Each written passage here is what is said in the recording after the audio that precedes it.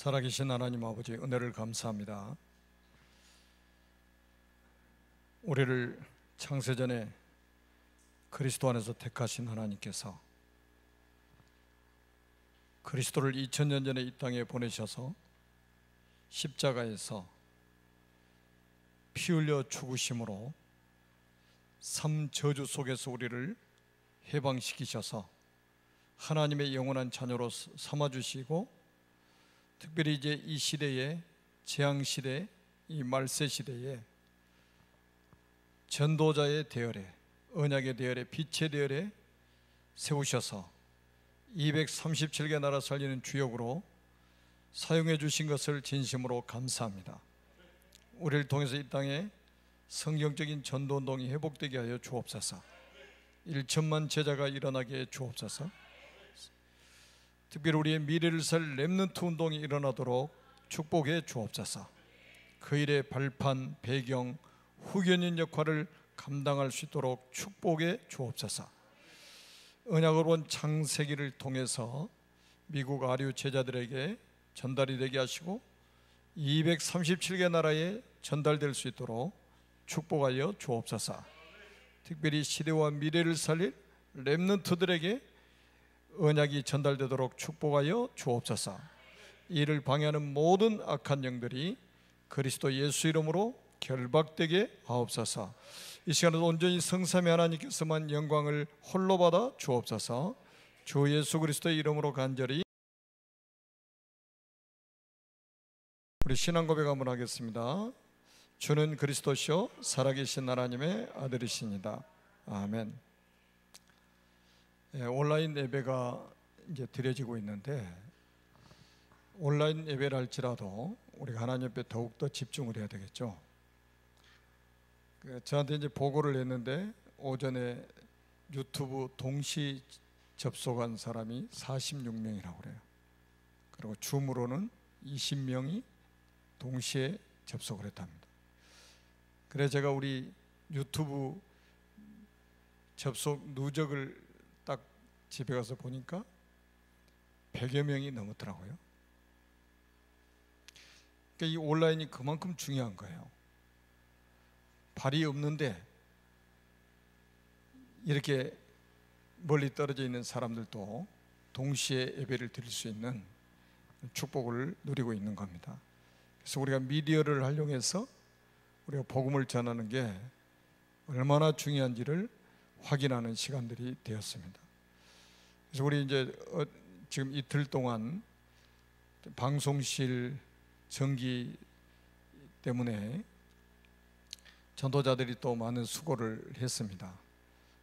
화재나기 직전에 하나님이 공사를 하게 만드셨어요. 그래서 우리 방송팀들이 또 굉장히 이게 보는 사람은 쉽게 보지만 방송팀들은 굉장히 수고를 하고 있습니다. 그래서 이런 이 모양 저 모양 구석구석에서 헌신하는 그 전도자들을 위해서 특별히 기도해 주시면 감사하겠습니다. 성경의 가장 중요한 핵심은 이거죠. 하나님께서 우리 인간을 창조하셨는데, 그게 이제 창세기 1장 27절 28절 아닙니까? 남자와 여자를 하나님의 형상대로 지으셨다는 거죠. 이게 우리 원래 인간의 모습이에요. 진화된 게 아니고 창조되었다는 거예요. 하나님의 형상대로. 그리고 하나님의 형상대로 창조된 우리 인간은 하나님의 말씀을 듣고 살도록 지으신 거죠. 사람이 말씀을 듣고 살도록 만들었단 말이에요. 그래서 이거를 우리가 언약, 하나님의 말씀을 언약이라고 하는 거예요. 언약이라고 하는 겁니다. 사람의 말을 언약이라고 하는 게 아니고, 사람의 말은 약속이고 하나님의 말씀은 언약이라고 하는 거죠. 말씀을 듣고서, 그래서 이게 창세기 2장 15절에서 17절에 아주 중요한 말씀을 하셨죠. 동산 모든 나무의 실과를 임의로 먹되 선악을 알게 하는 나무의 실과를 먹지 말라. 이것을 먹는 날에 반드시 죽으리라 그랬단 말이에요. 그러니까 이거는 먹고 죽으라는 소리가 아니잖아요. 먹지 말고 살아야 될 것을 강력하게 역설적으로 말씀하고 있는 거예요. 그래서 하나님의 언약은 항상 생명에 있어요. 살리는 데 있단 말이에요. 하나님의 절대 주권을 인정해라 이거예요. 여기서 우리가 간과해서는 안 될 게 뭐냐면, 우리 사람을 포함한 모든 피조물들은 어떤 자유를 주셨다고요? 제한적 자유, 제한된 자유를 주셨다니까요. 하나님만이 창조주고 절대자이기 때문에 온전한 자유죠. 그러니까 먹지 말라고 하신 이 말씀 속에는 우리 인간이 아무리 큰 축복을 받은 존재라 할지라도, 지혜가 충만하고 아주 능력이 출중할지라도 딱 하나님이 제한된 자유를 주신 거예요. 근데 지금 보세요. 사단이 이걸 뒤집으려고 하잖아요. 우리 자유야. 동성애하는 것도 우리 자유야. 술 먹는 것도 내 자유야. 내 돈 주고 내가 먹는데 뭐라고 말해. 도박하는 것도 내 자유야 이러잖아요. 인간이 이게 교만이라니까요. 하나님은 처음부터 창조하시고 제한된 자유를 주신 거예요. 모든 피조물이 다 제한된 자유예요. 그 제한된 자유를 벗어나니까 문제가 오는 거죠.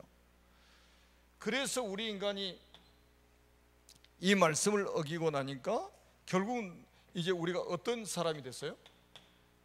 이 나중심이 딱 돼버린 거죠. 이게 원죄 사건이잖아요.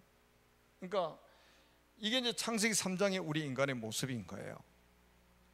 이게 제가 말씀드렸잖아요. 손 숫자에 이게 창 들고 있는 거야. 뭔가를 잡아야 된다는 거예요. 이거 얼마나 무서운 일입니까? 그래서 사람이 사람을 죽이기도 하고 자살도 하고 막 그러는 거예요. 전쟁도 하고 막 그러는 거예요. 어마어마한 사건이죠. 이거를 우리가 창세기 3장 1절에서 20절에 창세기 3장 사건이라 이렇게 말하는 거잖아요. 하나님 중심으로, 하나님 말씀 중심으로 살아야 될 인간이 나중심이 돼버린 거예요.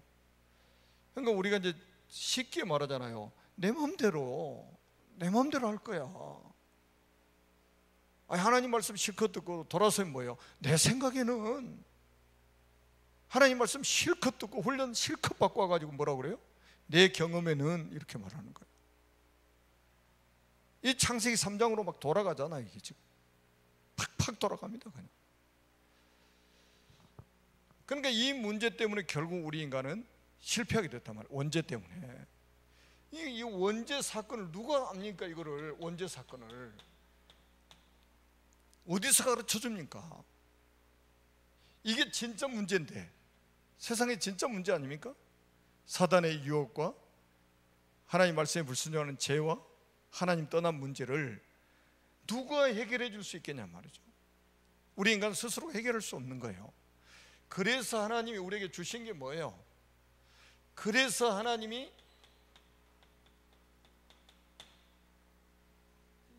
양을 창세기 3장 15절에 뭐예요? 여자의 후손이 뱀의 머리를 상하게 할 것이고, 그리스도 이야기잖아요. 창세기 3장 21절에 뭐를 말씀하셨어요? 가죽옷, 피 묻은 가죽옷. 지구 생교 최초의 희생사건 아닙니까? 그러니까 우리가 한번 보세요. 내가 의롭게 될 수 있는 것은 이 양 때문이라는 거예요. 그러니까 이거 하나만 딱 깨달아도 뭡니까? 완전히 성경 중요한 핵심이 쫙 연결되잖아요. 예수님 요한복음 1장 29절에 세례 요한이 뭐라고 말했어요? 예수님 세례받으러 나오시니까 뭐라고 그래요? 보라, 세상 죄를 지고 하는 하나님의 어린 양이로다. 하나님의 어린 양이래요. 예수님 뭐예요? 유월절 어린 양 아닙니까? 양 잡은 그 그림자잖아요. 그러니까 오직 우리가 이제는 구원받을 수 있는 길은 이 양이라 이 말이에요. 그리스도라 이 말이에요. 이거를 무슨 언약이라고 그래요? 은혜의 언약이라고 하잖아요. 은혜의 언약. 그래서 에베소 2장 8절에도 너희가 그 은혜를 인하여 믿음으로 말미암아 구원을 받았나니 이것이 너희에게서 난 것이 아니요 하나님의 선물이라. 그리스도를 하나님이 우리에게 선물로 주셨다는 거예요. 그러니까 이것 설명하려고 창세기를 기록하고 이것 설명하려고 성경 66권을 기록한 거예요. 구약 성경은 이분 오신다는 거예요. 신약 성경 이분이 오셨다는 거예요. 그래서 결국은 뭡니까? 결국은 창세기 1장 27절에 하나님 형상 회복하려고 오신 거예요. 하나님의 형상. 바울이 고린도후서 4장 4절에 그리스도가 하나님의 형상이라고 그랬잖아요. 바울이 거짓말했습니까?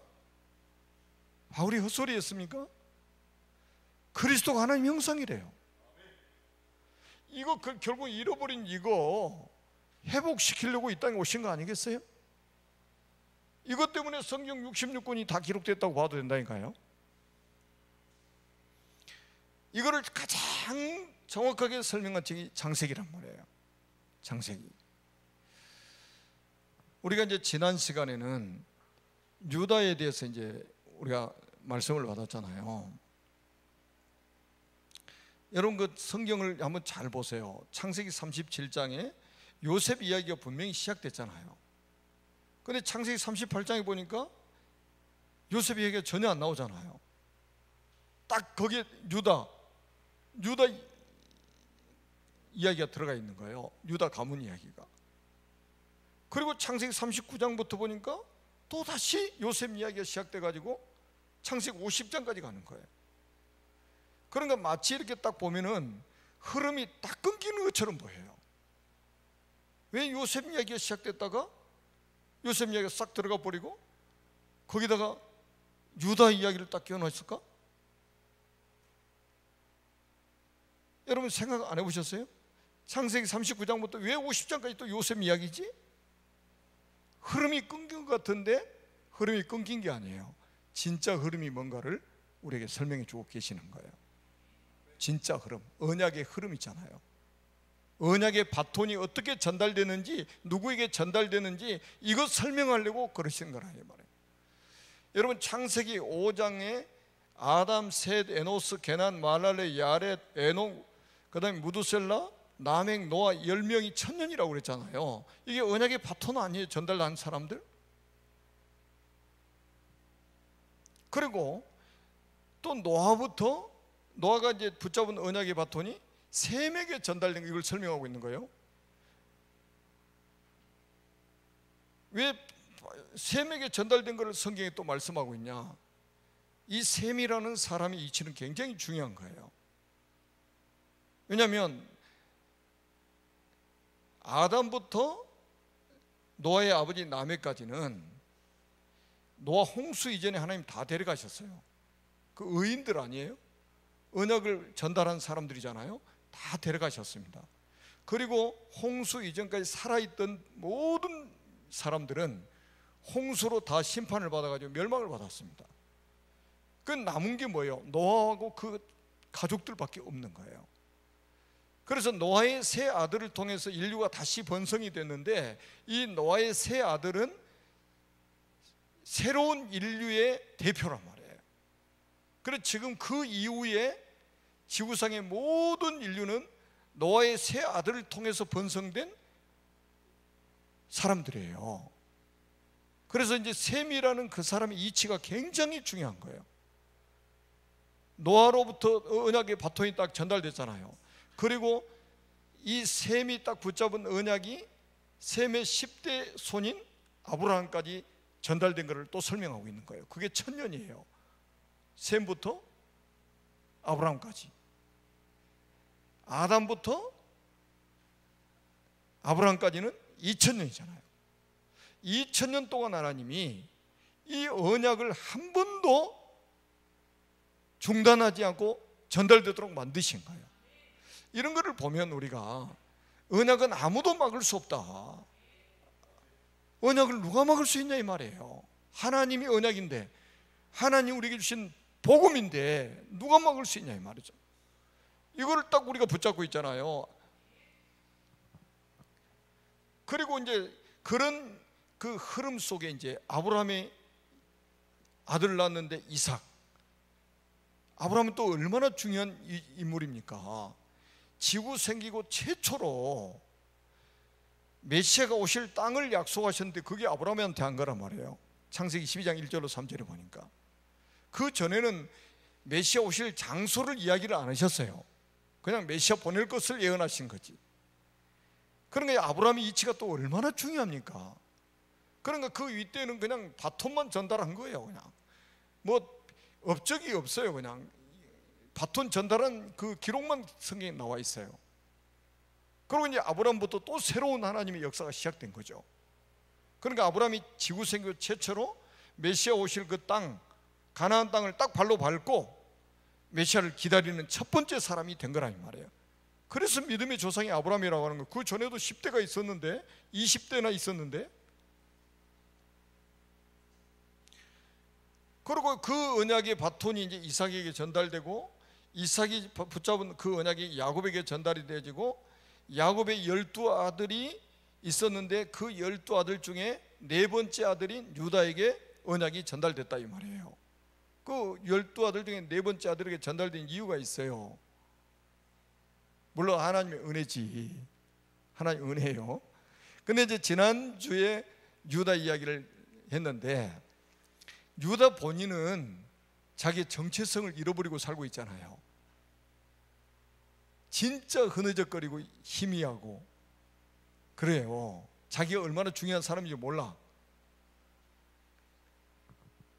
그런데 하나님의 관점에서 봤을 때는 유다가 가장 중요한 사람인 거예요. 왜 창세기 38장이 중요하냐면, 그 흐름 있잖아요. 아담부터 해서 아브라함까지 2000년 동안 전달됐던 그 언약의 바톤이 이삭에게, 야곱에게서 유다로 전달됐다 이 말이에요. 그래서 그 이후의 구약 성경은 유다 지파 이야기입니다. 왜냐? 유다 지파를 통해서 그리스도가 오셨잖아요. 그러니까 유다 지파는 등불이 꺼질 듯 하면서도 안 꺼지는 거예요. 누가 보호하셨어요? 하나님이 보호하신 거예요. 왜? 유다 지파를 통해서 이 그리스도를 보내시려고 하나님 작정하셨기 때문입니다. 저는 그래서 유다를 딱 보면서요, 뭐를 깨달았냐면, 교회 안에 신앙생활을 하는지 마는지, 구원 받았는지 못 받았는지 헷갈리는 사람이 가끔 있어요. 근데 우리가 봤을 때 그렇다 이 말이에요. 그런데 하나님의 입장에서 봤을 때는 가장 그 사람이 중요한 사람일 수 있다 이 말이에요. 그러니까 제가 이제 창세기를 계속 이제 이렇게 묵상하고 메시지를 하면서 깨달은 게 뭐냐면, 하나님이 사단도 속여버리신 거예요. 제일 12아들 중에 믿음이 좋은 사람이 누구냐? 요셉이잖아요.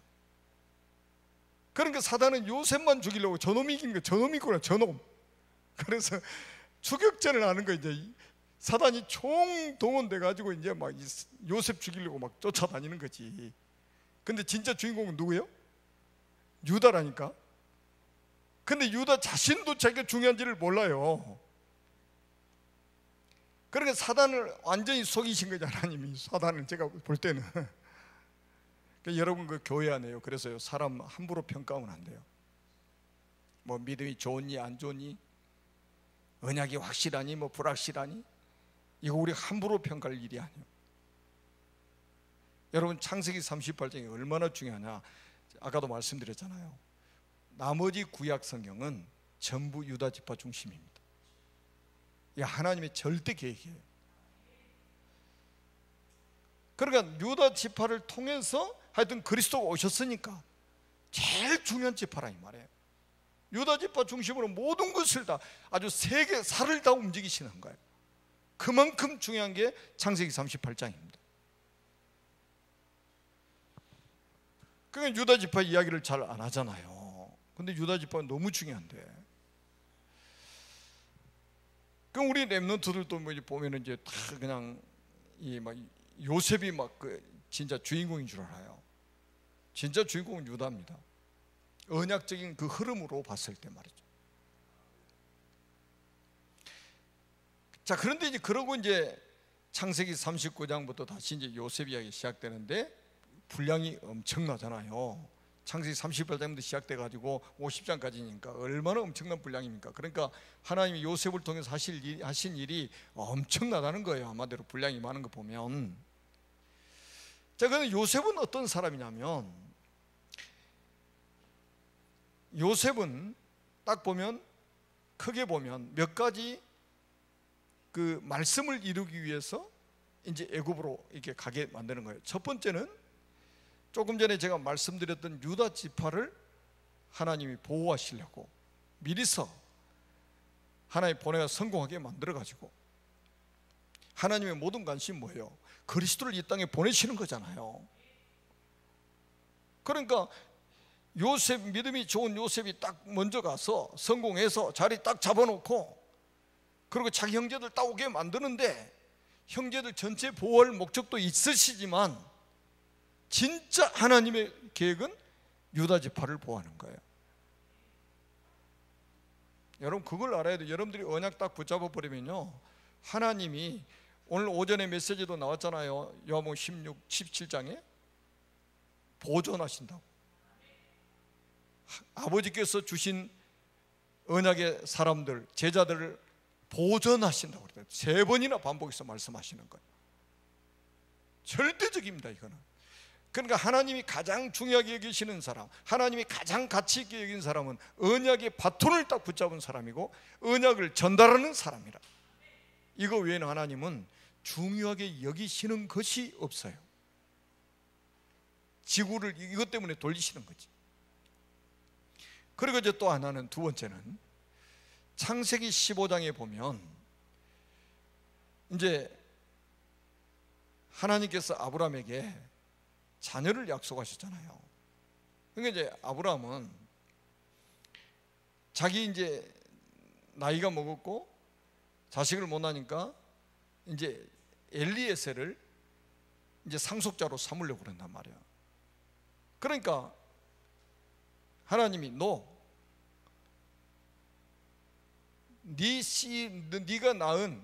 네가 낳은 씨로 인해서 상속자가 되게 할 것이다. 씨에 대한 약속을 하는 거예요. 상속자. 그러니까 아브라함이 그걸 믿었어요. 그게 이제 15장 16절이잖아요. 아브라함이 여호와를 믿으니 이를 그의 의로 여기셨다. 그걸 딱 믿고 나니까 그 씨가 뭐예요? 씨가 창세기 4장 24절에 다른 씨 이야기잖아요. 그 그리스도의 계보 있잖아요. 언약의 씨, 그거 이야기인 거예요. 갈라디아 3장 16절에 여럿을 가르쳐 아브라함의 자손이라고 하지 않았다니까요. 오직 한 사람을 가르쳐 아브라함 자손이라고 하셨다 이 말이에요. 그분이 누구냐? 그리스도라. 바울이 이렇게 딱 정의를 내려놨어요. 그러니까 우리가 자꾸요 자꾸 다른 소리 하면 안 돼요, 성경 가지고. 그래서 그리스도 이야기 할 수밖에 없는 거예요, 지금. 그래서 아브라함이, 그러고 아브라함이 하나님 딱 믿으니까 그의 의로 여기셨다고 이렇게 말씀하잖아요. 그리고 나서 그 다음 절에 7절에 보니까 너에게 이 땅을 주겠다 뭐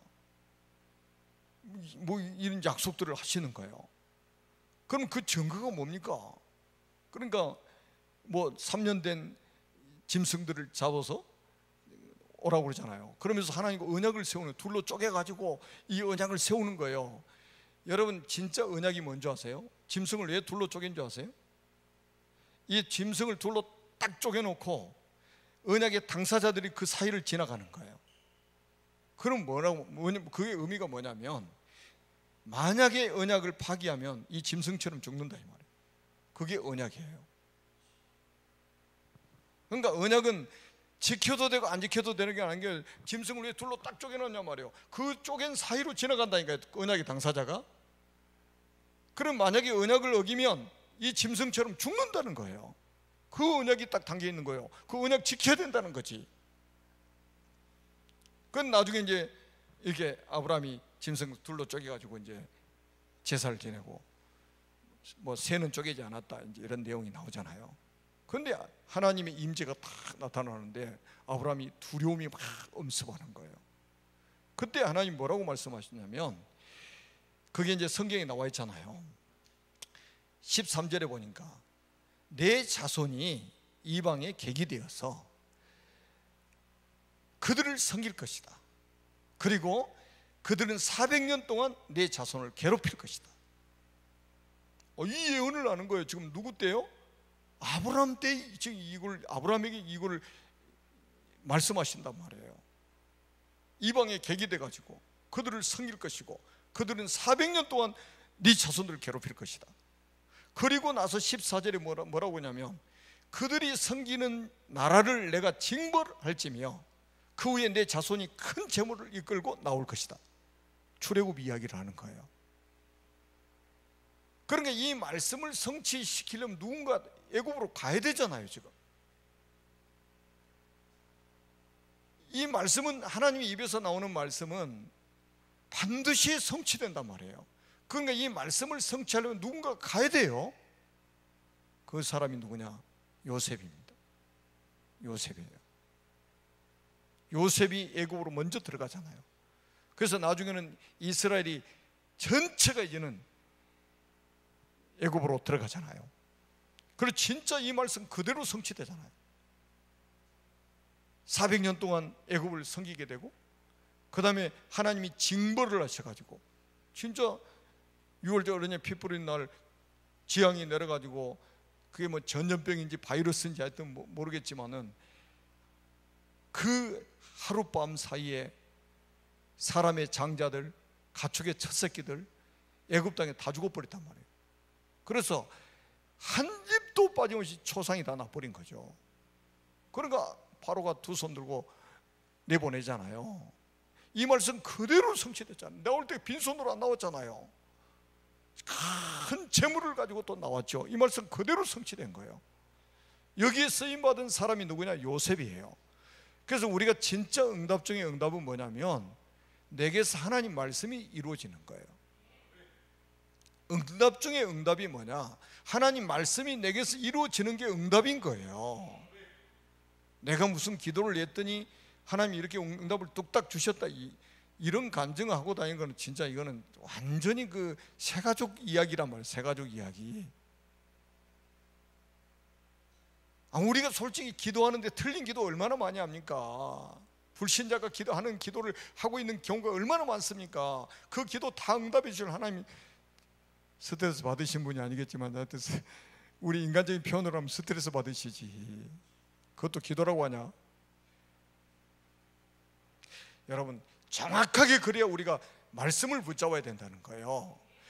여러분 기도를 많이 하는 것보다 더 중요한 거는 정확한 하나님 말씀을 붙잡아야 돼요. 언약을 붙잡아야 되는 거예요. 그게 기도의 시작입니다.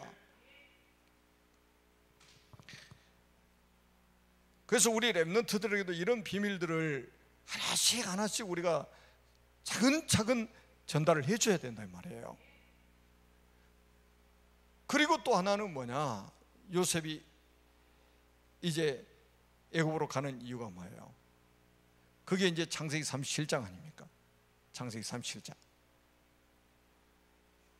요셉에게 꿈을 꾸게 만드셨잖아요. 해와 달과 11별이 내게 절할 것이다. 그게 세계 복음 아니에요?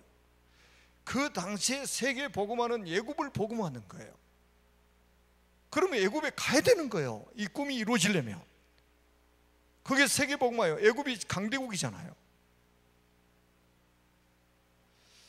그래서 우리가 오늘은 이제 15번째 요셉 이야기입니다.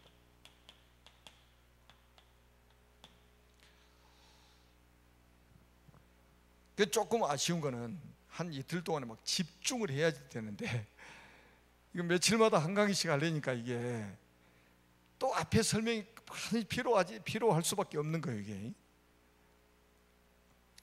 우리 하여튼 미국의 아류 우리 전도자들이 정말로 이 창세기를 통해서 언약에 좀 한이 맺히는, 그래서 언약의 바톤을 확실하게 붙잡고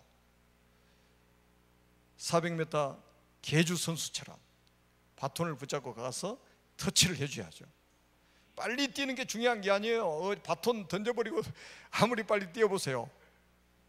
소용없는 거예요. 그거 정확하게 이 바톤 탁 터치하고 그 바톤 쥐고 뛰어야지.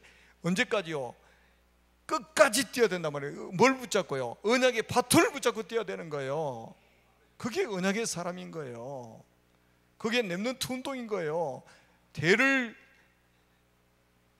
이어서 이 언약의 바톤을 쥐고 믿음의 경주를 하고 표대를 향해서 위에서 부르신 부름의 상을 위해서 달려가는 거다. 세계복음이 이루어지는 날까지 가는 것이다. 아멘. 그래서 우리가 요셉의 소원이 뭡니까? 아까도 말씀드렸죠. 그게 세계복음화입니다.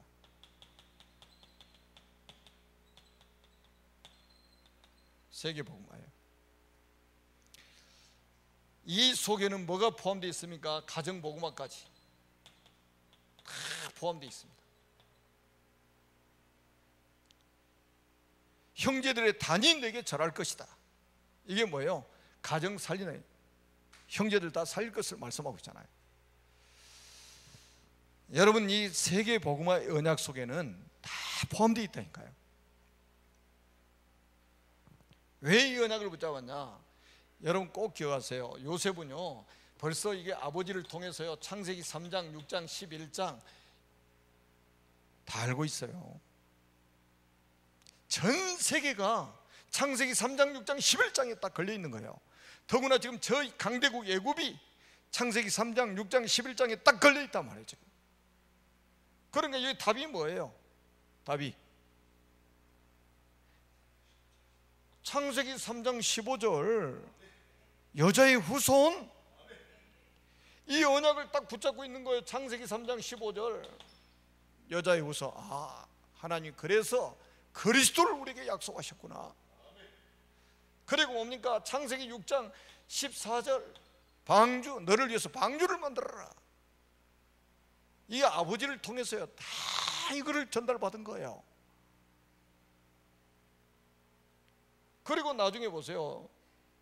창세기 12장 1절로 3절에 보니까 이 바벨탑 이 사건이 세계적인 사건 아니에요? 하나님, 이 교만한 인간들이 하나님을 대적한 사건, 그것도 니무롯이라는 사람이. 그래서 하나님이 갈대 우르에서 아브라함을 불러내셔가지고 내가 네게 보여줄 땅으로 가라, 그리스도 보낼 땅으로 가라, 그리스도의 언약을 붙잡아라, 그거예요. 이게 제대로 지금 요셉에게 전달돼 버린 거예요. 이게 세계 복음 아닙니까? 이 그리스도의 언약을 가지고 창세기 3장, 6장, 11장에 빠져있는 세상을 살려야 된다 이 말이에요. 그리고 요셉의 소원은 뭐냐? 여러분 창세기 50장 24절에서 23절 24절 25절입니다. 요셉이 죽기 전에 자기 형제들에게, 자기 후손들에게 유언하잖아요. 유언. 하나님이 아브라함과 이삭과 야곱에게 약속하신 그 땅으로 너희들을 다시 가게 만드실 것이다. 이야, 이거 보고요, 이 요셉이 얼마나 확실하게 창세기 15장에서 아브라함에게 약속한 4대 만에 다시 하나님이 애굽을 징벌하시고 다시 큰 재물을 가지고 돌아오게 하실 거, 이것까지 다 알고 있는 거예요. 자기는 지금 하나님의 말씀이 지금 자기 삶 속에 이루어져 가고 있잖아요. 그러니까 이게 얼마나 많은 시간이 흘렀습니까? 요셉이 110세에 죽었으니까 30세에 총리가 돼가지고, 그런데 한 번도 이 말씀을 잃어버리지 않고 살고 있는 거예요. 얼마나 집중을 했으면, 얼마나 이게 각인되고 뿌리 내렸으면, 아브라함에게 했던, 수백 년 전에 자기 조상 아브라함에게 하셨던 그 말씀을 4대 만에 다시 돌아오게 회복시키실 그 약속을 확실하게 믿고 유언을 딱 하잖아요.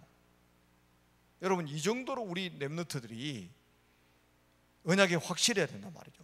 이 정도로 우리 렘넌트들의 영혼 속에 잘 박힌 모처럼 이 말씀이 각인돼 버리도록 만들어야 된다. 이게 지금 이거 안 되면 이제 큰일 납니다. 오늘 오전에 제가 말씀드렸잖아요. 여기 지금 뇌에다가 지금 인공지능을 탑재하려고 한다니까요. 지금 그게 좋을 것 같죠?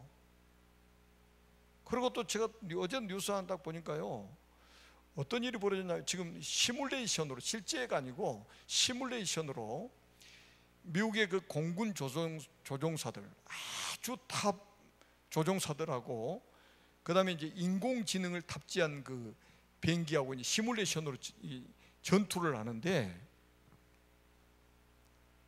완전히 그 사람 조종사이잖아요. 쪽팔린 일이 벌어진 거예요. 5번 딱 싸우는데 5번 다 완패.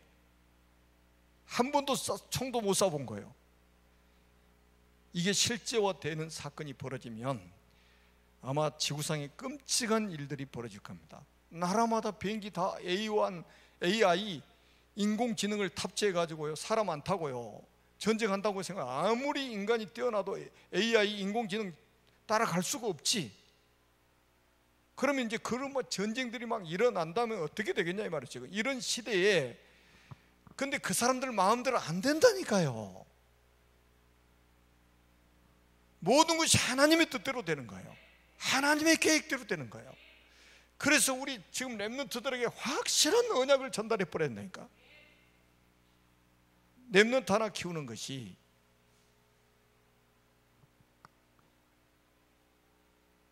천억을 소유한 것보다 더 중요한 일이잖아요. 정말로 이게 얼마나 중요한지. 지금 이게 지금 제가 이런 소통을 좀 지금 제자들하고 하고 싶은 거잖아. 진짜 우리 중직자들하고 이런 소통을 하고 싶은 거예요.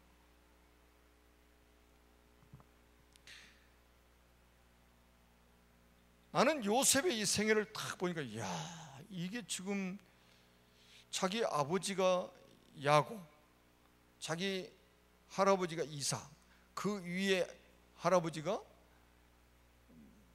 아브라함 아닙니까? 아니, 아브라함 때, 자기가 태어나지도 않을 때 자기 조상에게 한 그 약속 있잖아요.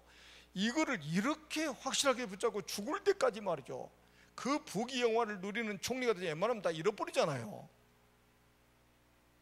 배고플 때는 막 잡고 있다가도 부자 되면 다 잃어버리잖아요. 배불러가지고 놓쳐버리잖아요. 근데 요셉 보세요. 대제국의 총리가 돼가지고 부귀영화를 누리고 있던 사람인데 말이죠. 그때까지 이 말씀을 확실하게 딱 붙잡고 있는 거 보시라니까요. 그러면서 뭐라고 그럽니까? 그때에 내 해골을 메고 좀 나가달라. 내 해골을 메고. 그래서 어디다 묻어달라? 가나안 땅에다 묻어달라 이 말이에요. 그 말은 뭐예요? 내가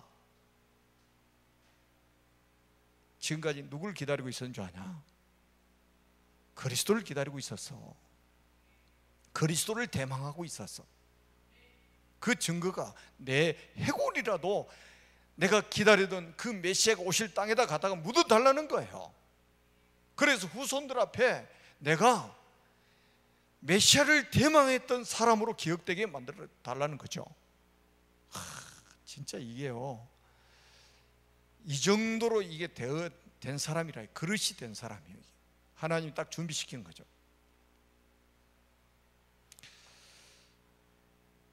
자, 그런데 말이죠, 하나님과 딱 정말로 맞는 사람이잖아요. 하나님 마음에 정말로 합한 사람이죠.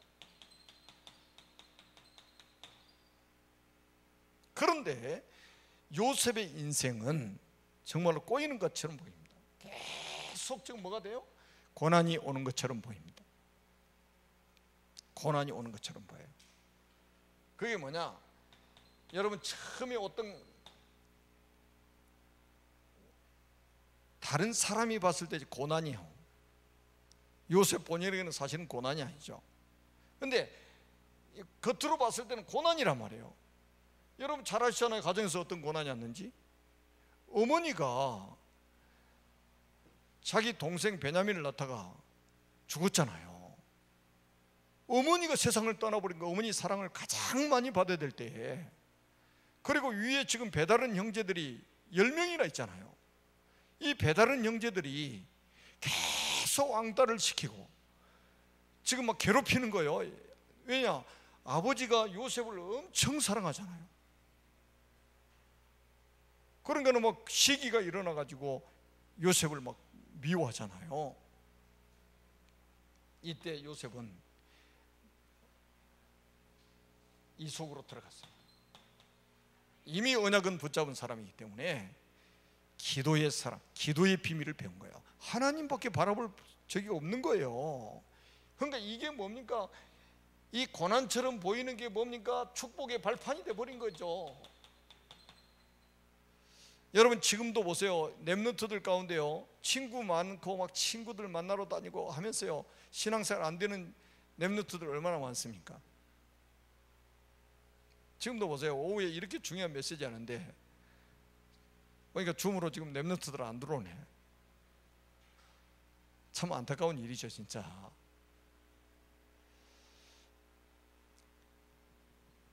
요셉은 그 예로움 때문에 주님을 더욱더 바라보게 된 거예요. 이게 축복이라니까요. 요셉은 전혀 예롭지 않았습니다. 하나님 보호자고 소통하는 이 축복을 어렸을 때부터 누렸다 이 말이에요. 왜 예롭습니까? 이거 없으니까 외로운 거예요.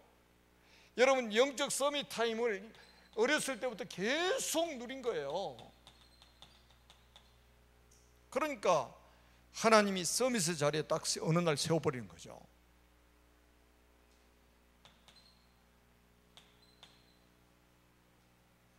나중에 보세요. 여기서 더 일이 꼬이는 것처럼 보이죠. 어떤 일이 벌어집니까?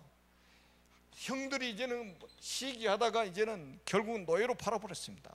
정말로 일이 꼬이는 것처럼 보이죠. 이렇게 안 풀리는, 여러분 안 풀려도 이렇게 안 풀립니까? 우리가 신앙생활 하다 보면 이런 일이 벌어질 수 있다 이 말이에요. 우리 사람들이 생각하는 형통은 뭡니까? 육신적인 문제가 안 생겨야 돼요. 몸도 절대 안 아파야 되고, 돈도 그냥 잘 벌어야 되고, 자녀들 그냥 막 공부도 너무 잘하고 막 좋은 대학에 막 가고, 이걸 막 형통이라고 막 이렇게 생각합니다. 그런데 요셉은 뭐예요? 그런 불통입니까 이게 지금? 노예로 팔려간 거예요. 자, 근데 이게 자세히 보니까 누구 집으로 갑니까? 보디발의 집으로 가잖아요. 보디발의 집. 보디발이라는 사람이 어떤 사람입니까? 바로 왕의 친위 대장이에요. 얼마나 이 사람이 부자냐면, 이 보디발의 집에 감옥이 있어요. 왕한테 죄지은 사람들 가두는 감옥까지 있을 정도로 큰 집이요. 2인자라니까, 2인자. 어마어마한 권세를 가지고 있는 사람이요. 그러니까 부귀 권세를 뭐 어마어마하게 누린 사람이죠. 이 집에 딱 들어가는 거예요. 그런데 가만히 보니까 요셉이 집에 있을 때는 절대로 배울 수 없는 게 있어요. 경제입니다. 형들이 10명이나 있기 때문에 집에 경제 터치, 노 터치입니다. 절대 경제 터치할 수가 없어요. 배울 기회가 없어요. 그냥 노예로 간 게 아니라 경제 대학에 간 거죠. 하나님께서 시험도 안 치고 등록금도 안 내고 경제 대학에 아주 특채 딱 돼가지고 가게 만든 거예요. 이게 불통인 것처럼 보이는데 성경은 뭐라고 말씀합니까? 창세기 39장 1절에서 6절 한번 잘 보시라니까요. 여호와께서 요셉과 함께 하심으로 그가 형통한 자가 되었다라고 성경은 기록하고 있습니다. 야, 아니 노예로 갔는데 이 불통한 것처럼 보이는데 여호와께서 요셉과 함께 하시면 그가 형통한 자가 되었다. 범사에 그가 형통한 자가 되었다. 그래서 이 보디발이 감동을 받아가지고 자기 모든 소유물을 주관하게 하죠. 근데 성경은 뭐라고 말씀하고 있어요? 보디발이 자기 모든 소유물을 요셉에게 주관하게 한 때부터 하나님께서 요셉을 위하여, 여호와께서 요셉을 위하여 그 집과 밭에까지 복을 주셨다고 성경에 분명히 기록하고 있어요. 여러분 마늘, 부추, 파, 참깨 다 복을 받아버린 거예요. 우리 언약 가진 주의 백성들이 직장에 가면 직장에 복을 받도록 만들어 버려야 됩니다. 그 현장에 복을 받도록 만들어야 돼요. 여러분, 함께라는 이 비밀이 어마어마한 사건이에요. 누구를 위해서 복 주시느냐? 요셉을 위하여, 언약의 사람을 위하여, 하나님의 자녀를 위하여. 아멘? 노예가 불통이 아니에요. 노예가 어려움이 아니에요. 고난이 아니에요. 그래서 보디발의 집을 살려버리잖아요. 보디발의 집을 살려버립니다. 아이, 살만한데 이제 보디발의 아내 때문에 누명을 쓰고 또 감옥에 갑니다. 여러분, 딱 이 지금 보디발의 집에서 살만하잖아요. 딱 이제 가정 총무 돼가지고 살만했단 말이죠. 살만했어. 그러니까 여기서 이제 또 잘못하면 이제 안주하게 되잖아요. 아, 살만해 이제는. 제가 지난주 말씀드렸죠. 안주할 때 그때가 위험한 때라고. 그러니까 딱 살만하고 이제 좀 안주하고 좀 이제 조금 다리 좀 피고 잠잘 만한데 누명 쓰고 감옥에 들어가 버린 거예요. 이게 뭐예요 또? 일이 꼬여도 이렇게 꼬일 수 있습니까? 꼬인 겁니까 이게? 경제대학 수석으로 졸업한 거예요. 졸업장 없이 졸업해버렸어. 동시에 지금 어디 들어갔냐? 정치대학에 지금 입학한 거예요. 이 감옥이 어떤 감옥이라고요? 왕의 제수들을 가두는 감옥이요. 성경에 나와 있잖아요. 39장 20절에 보니까 그 옥은 왕의 제수를 가두는 곳이라. 들어가도, 감옥에 들어가도요, 다 이 정치인들, 그것도 고급 정치인들 있잖아요. 이 정치범 수용소에 들어간 거죠. 아마도 수감되어 있는 곳으로. 그래서 21절에, 39장 21절에 뭐라, 여호와께서 요셉과 함께 하시고 그에게 인자를 더하사 간수장에게 은혜를 받게 하신다. 감옥에 들어간데도 성경이 뭐라고 그래요? 여호와께서 요셉과 함께 하셨다는 거예요. 이게 지금 고난입니까? 진짜요. 우리 예수 믿는 사람들이요, 신앙생활 제대로 해야 됩니다. 이런 비슷한 일만 생겨도 낙심해 버리잖아요. 그냥 낙심 정도가, 이거 비슷한 일만 생겨도 그냥 이 근처에도 안 가는데 절망해 버리잖아요. 하나님이 계시니 안 계시니, 내 기도에 들어주시니 안 들어주시니 막 이러고 막 그러잖아요. 여러분, 속지 마시기 바랍니다. 오늘 오전에도 말씀드렸잖아요. 하나도 멸망하지 않다. 하나님이 택한 백성은, 그리스도 피로 구속하신 주의 백성들은 한 사람도 멸망하지 않는다. 꼭 기억하시라니까. 정치 대학에 딱 들어간 거예요.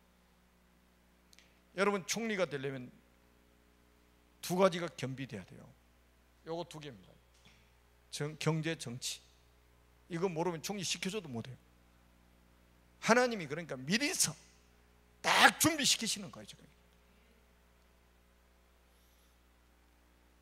그래도 여기서 감옥 생활을 하고 있는데, 이제 감옥에게 이제 간수에게 이제 하나님이 은혜를 받도록 만드셨잖아요. 그래도 이제 또 이제 보디발이 그 장관들 있잖아요. 술 맡은 간원장, 떡 굽는 간원장들을 섬기라고, 여기서 감옥 생활을 했는데 그 장관들이 또 들어왔단 말이에요. 그 섬기라고 이제 힘으로 시키라고 이제, 그래서 그 장관들 두 사람을 섬기고 있는 거예요. 근데 장관들이 꿈을 꿨잖아요. 이 장관들이, 술 맡은 장관, 술 따라주는 장관, 떡 구워서 왕 앞에 대접하는 장관, 두 사람이 들어와서 시간이 지났는데 꿈을 꾼 거예요. 꿈이 너무 회개망치게 해가지고 잠도 안 와. 회개한 꿈 꾸면 잠이 안 온단 말이에요. 너무 궁금한 거예요. 근데 꿈 해석해 줄 사람이 없지. 근데 어느 날 요셉이 이 두 사람의 꿈을 해석해 줬습니다. 무슨 꿈입니까? 사흘 후에 바로왕의 생일이다. 근데 술 맡은 간원장은 복직이 될 것이고, 그날에 떡 굽는 간원장 그날에 요거 될 것이다 이 말이야. 죽을 것이다. 기분 나쁜 소리까지 했잖아요. 들으면 기분 나쁜 소리. 얼마나 소름 끼쳤겠어요. 그래. 그런데 그대로 된 거예요. 그대로 됐습니다. 진짜 사흘 후에 바로의 생일인데 그때 술 먹던 간원장 장관은 복직했다니까. 그래서 술 따랐단 말이에요. 떡 굽는 간원장 그때 죽임을 당한 거예요. 그래서 이 장관이 술 먹던 간원장이 복직이 될 때에 요셉이 탄원을 한 거예요. 사실 나는 죄를 지어서 여기 들어온 게 아니고 나는 히브리 사람인데, 히브리 청년인데 이렇게 해서 내가 이 감옥에 들어와 있는 것이다. 내가 죄를 지어서 들어온 게 아니고 보디발의 안에 뭐 그런 이야기는 안 하게, 이런 저런 이야기 해가지고 들어왔다. 왕 앞에 갔을 때 당신 좀 내 이야기 좀 해라. 솔직히 아무리 믿음 좋아도 감옥 속에 계속 있는 게 좋겠어요? 처음으로 탄원을 한 거예요. 그런데 성경이 뭐라고 말씀하고 있습니까? 이 장관이 요셉을 잊어버린 거예요. 참 꼬여도 이렇게 꼬일 수가 있냐 이 말이에요. 지금 사람들이 봤을 때 이렇게 안 풀릴 수 있냔 말이에요. 안 풀린 것처럼 보이잖아요. 그래서 요즘에는 보니까요, 사각 티슈, 그 각 티슈 있잖아요. 거기 보면은 잘 풀리는 집. 이사할 때 이제 이렇게 그 티슈 이제 이렇게 선물하라고 그 집들이 할 때 이렇게 이제 사가지고 가요. 거기다 잘 풀리는 집. 그때 요셉한테 선물 그 많이 했을 것 같아. 그때 그런 사람이 있었으면. 잘 풀리는, 하도 안 풀리니까. 그래가지고 어느 정도 잊어버리냐, 하드에서 아니 삭제돼 버렸다니까. 그래서 2년이나 잊어버린 거예요. 2년 동안 아주 요셉 자체를 잊어버렸다니까요. 아니 여러분 생각해보세요. 그럴 수 있어요? 아니 지금 자기가 지금 죽을 뻔하다가 지금 살아났잖아요. 요셉이 해석해 준 대로. 그런데 요셉을 잊어버렸다고 그랬다니까요. 그런데 만 2년 41장 1절에 보니까 만 2년 후에 어떤 일이 벌어졌냐, 왕이 꿈을 꾸는 거예요. 왕이 꿈을 꿨어요. 근데 왕이 꿈을 꿨는데 너무 또 회개망청한 꿈이라, 이게 지금 너무 뒤숭숭하고 막 불안하고 초조하고 해가지고요, 완전히 불면증에 막 시달리는 거예요. 그래서 왕이 명령을 내렸어요. 내 꿈 해석해 내라. 그러니 그 대제국 애굽 땅에 박사들, 술객들 얼마나 많겠습니까? 아무도 알아맞히지 못하는 거예요. 국가에서 녹을 먹여주고 있는데도 알아맞추는 사람이 없어요. 왕이 너무 불이 나가지고 다 죽이라고 명령 내린 거예요. 딱 그때 이 술 맡은 간원장의 이 하드가 복구가 돼가지고 요셉이 딱 떠오르는 거예요. 2년 전에 요셉이 떠오르는 거예요. 아, 감옥 속에 내 꿈 해석해 준 사람 요셉 있지. 그래가지고 그냥 바로 달려가서 왕한테 이야기했습니다. 왕이시여, 내가 2년 전에 왕 앞에 죄를 져서 감옥에 가 있었는데 그때 내가 꿈을 꿨는데 아무도 알아맞히지 못했는데 요셉이 알아맞혔는데 요셉이 꿈 해석해 준 대로 되었습니다. 그러니까 왕이 듣던 중에 얼마나 기쁘겠어요. 빨리대로 와, 빨리대로. 그러니까 이제 감옥 속에서 막 목욕시키고 옷 갈아입고 면도 하고 쫙 왕 앞에 섰죠. 그때 나이가 성경에 기록되어 있습니다.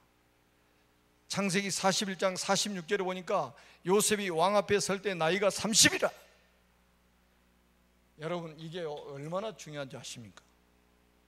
그때 당시에 애굽의 고위공직자가 될 수 있는 나이가 30이랍니다.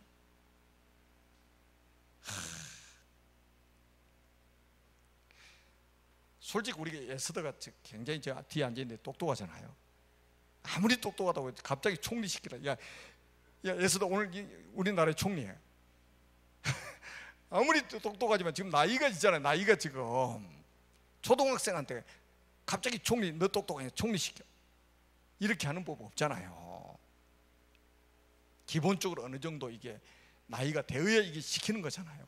요새 애굽은 법률로 30세 이상이 되어야 고위공직자가 될 수 있다는 거예요. 그럼 2년 전에 나왔으면 어떻게 되겠어요? 잘했으면 시장이나 했겠지. 잘했으면 도지사나 했겠지. 여러분 이거를 뭐라고 그러냐, 하나님은 언약의 백성들을 축복하시는데 최적의 시간표를 가지고 축복을 하시는 거예요. 우리는 조급해가지고요, 빨리 우리 한국 사람 더구나 더 빨리잖아요. 눈 감았다 뜨면 응답이 뚝뚝 떨어져야 그냥 시원하지. 그냥 성질도 급해가지고. 하나님은 정확하게 최적의 시간표를 가지고 하나님은 우리에게 응답을 하시는 거예요. 왕 앞에 설 때 요셉의 나이가 30세라. 이게 굉장히 기가 막히는 타임이에요. 그래가지고 요셉이 꿈 해석을 해주는데 딱 너무 시원하게, 명쾌하게, 통쾌하게, 유쾌하게 해석을 하잖아요. 인생의 답을 확실하게 줘버리잖아요. 왕한테 7년, 북년, 7년, 6년 대비 어떻게 할 것 쫙 이야기해 줍니다. 왕이 감동을 받아가지고 신하들 앞에서 이렇게 말합니다. 이와 같이 여호와의 영에 감동된, 하나님의 영에 감동된 사람을 우리가 어찌 찾을 수 있으리요? 그게 41장 38절 아닙니까? 41장 38절. 이게 요셉의 영적 상태인 거예요. 우리 렘넌트들의 영적인 상태를 이렇게 여러분 보세요. 집에 있을 때도 이 상태였습니다. 노예로 팔려갔을 때도 이 상태였습니다. 감옥에 갔을 때도 이 상태였습니다. 왕 앞에 설 때도 이 상태였습니다. 영적 서밋.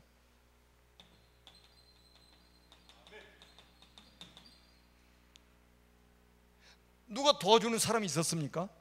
애굽 땅에 노예로 갔는데 누가 도와줍니까? 감옥에 갔는데 누가 도와줘요? 하나님만이 요셉과 함께 하신 거예요. 하나님만이 도움이 되신 거예요. 이게 영적 서밋이에요. 이런 사람은 어디다 내놔도 되고 무슨 일을 당해도 괜찮고 아무 문제가 없는 거예요. 이렇게 해서 유학도 가야 된다니까요. 영적 서밋. 요셉은 업다운이 없는 사람이에요. 그대로 그냥 쫙 같은 이 영적 서밋으로 이 흐름 쫙 타고 가는 거예요. 그냥 이렇게 해야 하나님이 세계에 살리도록 만드시, 우리 렘넌트를 이렇게 만드시려고 한다니까요. 영적 서밋으로. 그러니까 저는 이거를 딱 보면서 아 그래, 우리 렘넌트들 그래, 하나님이 하시면 이거 가능하다 이 말이죠. 지금 보세요. 렘넌트들 얼마나 업다운이 심합니까? 정말로 업다운이 너무 심하죠. 아주 뭐 진짜 이게 막 그러니까 렘넌트 그렇게 해서 또 이제 하나님이 훈련시켜가지고 쓰시기도 하십니다. 그런데 진짜 하나님이 성경에 렘넌트 7명 키우신 거 한번 보시라니까요. 다 이렇게 키우셨어요. 세계를 움직이는 영적 서밋. 자, 우리 렘넌트들, 그래서 여러분 꼭 기억하세요. 고난이 아니고 축복의 발판이라 이 말이에요. 하나님의 자녀는 절대 망하지 않는다. 모든 것이 응답이요. 모든 것이 응답입니다. 하나님이 100% 인도하신 거예요. 이게 영적 서밋으로 가는 지름길이었다 이 말이에요. 이게 뭐 13년 만에 이렇게 된 거예요. 17살 때 집 나갔잖아요. 형들이 팔아가지고 30세에 애굽의 총리가 됐습니다. 애굽의 총리가 됐어요. 13년 만에 이런 응답받은 거예요. 이게 뭡니까? 절대 불가능한 일이 절대 가능케 된 거예요. 하나님이 절대 불가능한 일을 절대 가능케 했단 말이에요. 여러분 총리가 될 수 있는 거는 절대 불가능해요. 확률이 제로입니다. 왜 보세요라니까. 이게 지금 요셉이 지금 애국 사람인데다가 노예의 신분인데다가 누명을 썼지만 죄수인 신분에다가 어떻게 애굽의 총리가 될 수 있겠냐 이 말이에요. 언어도 다른데다가 하나님이 하신 거죠. 완전 하나님이 하신, 이걸 하나님의 은혜라고 하는 거예요. 그리고 우리 렘넌트들에게 하나님의 은혜가 임하기를 주님의 이름으로 축복합니다. 지금 보세요. 뭐 우리 지금 조일이라든지 저는 렘넌트를 좀 예배드리고 있네요. 지금 우리 최승학이도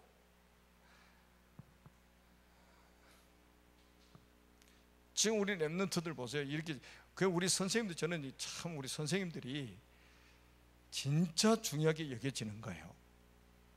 그리고 언약 가진 부모가 얼마나 중요하냐.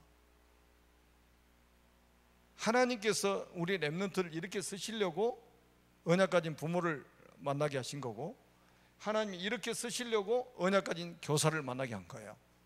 그러니까 그 교사나 부모들이 얼마나 중요하냐 말이에요.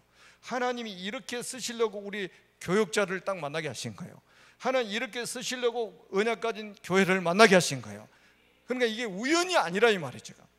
하나님이 모든 것을 합력하여 선을 이루게 만드시는 거라.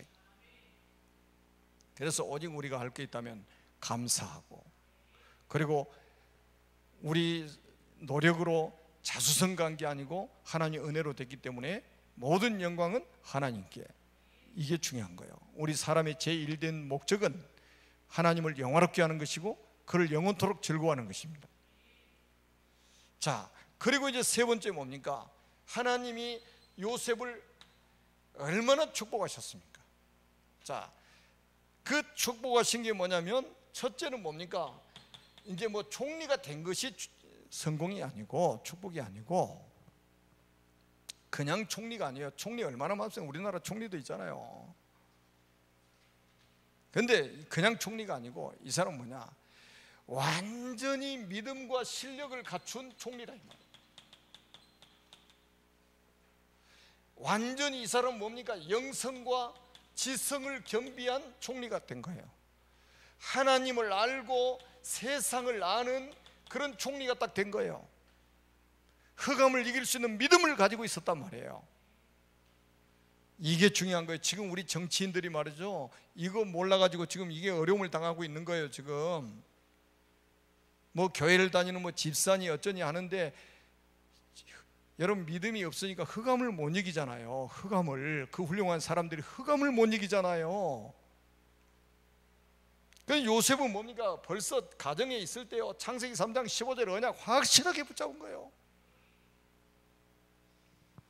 거기다가 하나님이 경제대학에, 정치대학에 딱 보내가지고 실력을 쌓게 만든 거예요. 그러니까 세상을 움직일 수 있는 준비를 미리서 다 시킨 거죠. 그리고 보세요, 여러분 보세요. 이 가정복음화, 결국은 세계복음화 이루어지는 거 한번 보시라니까요. 참 재밌습니다. 이게 성경 언약적인 관점에서 보면요, 진짜 이게 신바람 나는 메시지예요. 나중에 그 간단하게 말씀드리면, 가정복음화도 보세요. 가정복음화도 나 처음에는 10명의 형들이 왔어요. 자기 신분을 숨기잖아요. 그래서 나중에 이제 이렇게 해가지고 동생 데려오라고 그러죠. 동생 또 데리고 왔어요. 아버지 허락받고. 그때 자기 신분을 딱 밝히잖아요. 내가 요셉입니다. 11명이 딱 절을 하고 나니까 내가 요셉이야. 이 말은 뭐예요? 꿈이 성취된 거를 지금, 그러니까 요셉은 확실하게 뭘 붙잡고, 창세기 37장에 형제들의 단이 자기한테 절할 것을 확실하게 믿고 있었던 거예요. 10명이 와서 절을 해버리면 내 꿈하고 틀리잖아요. 하나님 주신 꿈하고 틀리단 말이에요. 그러니까 11명이 딱 와가지고 절을 딱 하고 나니까 나 요셉이야. 형들, 나 요셉이야.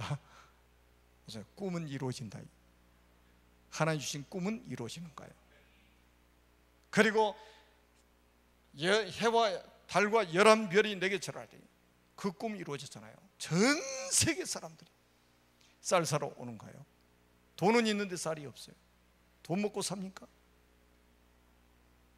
아무리 돈 많아도 돈 먹고 살 수는 없잖아요. 요셉의 허락 없이는 쌀 한 톨도 살 수가 없어요. 왔을 때 전부 하나님을 설명하고, 그리고 쌀도 판 거예요. 세계복음화, 앉아서 세계 경제를 움직이는 우리 렘넌트들이 이 축복을 받게 될 것입니다. 하나님이 우리 렘넌트들을 이렇게 축복하실 거예요. 여러분, 경제, 세계 경제를 요셉의 손에 딱 하나님 붙여버리신 거예요. 전 세계를 주물럭주물럭 했다니까요. 왕이 뭐라고 그랬어요? 네 허락 없이는 애굽 땅에 손발을 넣을 자가 없다 이 말이에요. 야, 이게 보통. 그럼 왕이 뭐라고 했어요? 내가 너보다 높은 거는 이 보좌뿐이다 이거. 내가 의자에 앉아있는 이것밖에 없다 이거. 너보다 높은 거는. 하나님이 세계를 움직이는 실세로 하나님이 요셉을 딱 세우신 거예요. 우리 렘넌트들이 받을 축복입니다. 그리고 세 번째는 하나님이 요셉을 어떻게 보상하시는가 보세요. 요셉이 결혼해가지고요 아들 둘 낳았습니다. 첫째 아들이 므낫세고 둘째 아들이 에브라임이에요. 므낫세라는 뜻은 뭐냐? 잊어버리게 하셨다는 뜻이에요. 모든 고난, 모든 어려움 다 잊어버리도록 하나님 만드신 거예요. 그러면서 에브라임이 뭐냐? 창대케 하셨다는 뜻이에요. 얼마나 창대케 하셨습니까? 요셉을 전 노예의 신분으로 팔려가지고 왔는데 대제국의 총리가 돼가지고 왕이 직접 한 말이잖아요. 내가 너보다 높은 건 이 의자뿐이라고. 그 정도로 하나님이 축복을 하시 창대하게 만들어 버리신 거예요. 세계를 움직이도록. 요셉의 허락 없이는 전 세계가 다 굶어 죽을 판이라 지금. 우리 렘넌트들이 진짜 한번 보세요. 그래서 하나님이 완전히 정인으로 딱 서도록 만들어 버린 거예요. 전 세계의 모든 민족 앞에 정인으로 서도록 만들어 버린 거예요. 이 정도로 하나님은 우리 렘넌트를 축복하실 모든 준비를 다 하고 계신다 이 말이에요. 그래서 우리 렘넌트들은요 절대 낙심하지 말고 조금 뭐 응답받았다고 막 또 뭐 교만해가지고 이렇게 하지 마시고, 여러분들이 진짜 이제는요 이런 언약들을 딱 붙잡고 여러분들이 정말로 이제 조금만 우리가 시간 정해놓고 한번 우리 렘넌트들이 기도하는 시간을 한번 만들어 보세요. 편하게 힘을 얻는 시간을 만들어 보시란 말이에요. 행복한 시간을 만들어 보세요. 저는 코로나가 시작되고 2월 달부터 제가 하나님 말씀에 집중하기 시작해가지고 지금까지 운동도 하루도 안 빼먹고 지금까지 계속했습니다. 제가 아침 밥 먹기 전까지는 말씀에 계속 집중하는 거예요. 몇 시간 동안 계속 집중입니다. 그 시간이 얼마나 좋은지 몰라요.